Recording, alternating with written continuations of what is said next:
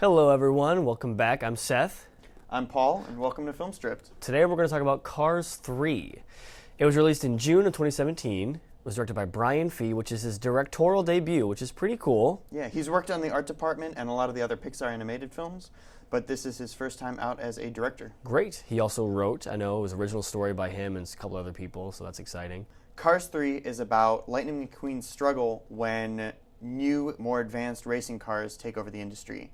He suffers from a pretty horrifying crash and tries to get back into the game and race what might be his very last few races. This felt like the sequel Cars should have had. Yeah, and what I really enjoyed about Cars 3 was I felt it came out with a purpose.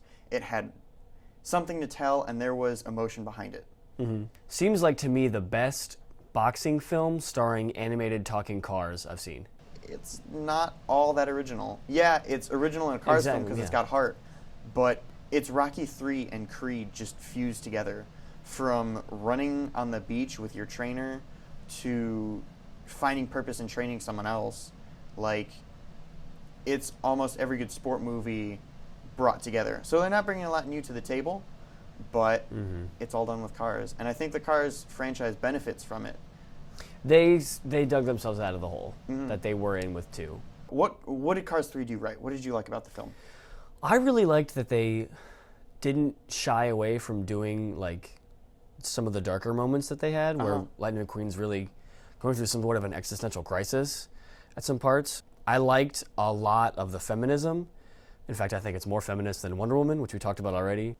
I liked the rivalry between Jackson and Lightning. I thought it was clever how they kept him as like this really hateable guy, and how they made him hateable with the calling him champ and being really, oh, you're my hero, and I thought that was really good character development for him. So same stuff Pixar always does well.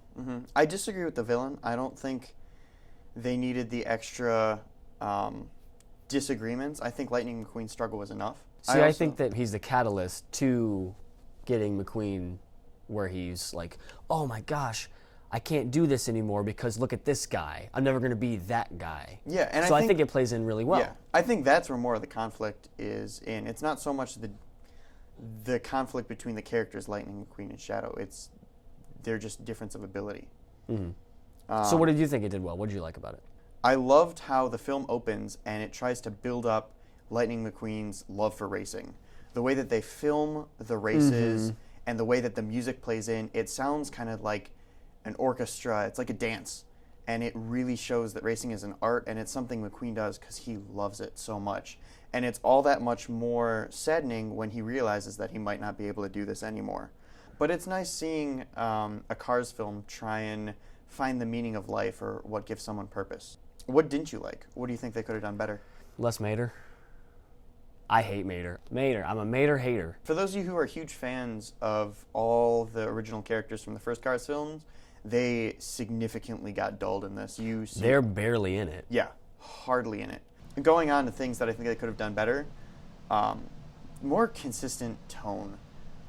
It goes from a pretty traumatic crash scene to, all right, he's all right, and he's going to keep trying. Yeah, it is really quick. There's no recovery period. And some of the jokes are really soon after something that could have been a little bit more dramatic or played out for emotional benefit.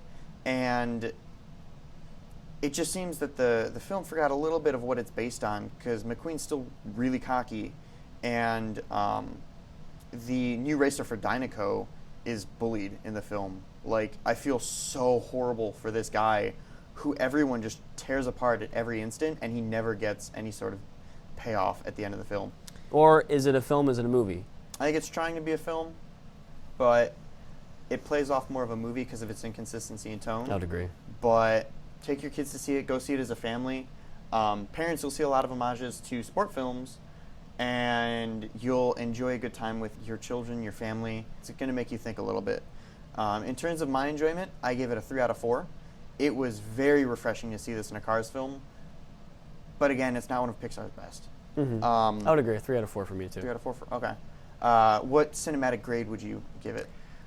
C. I also gave it a C. It's average across the board.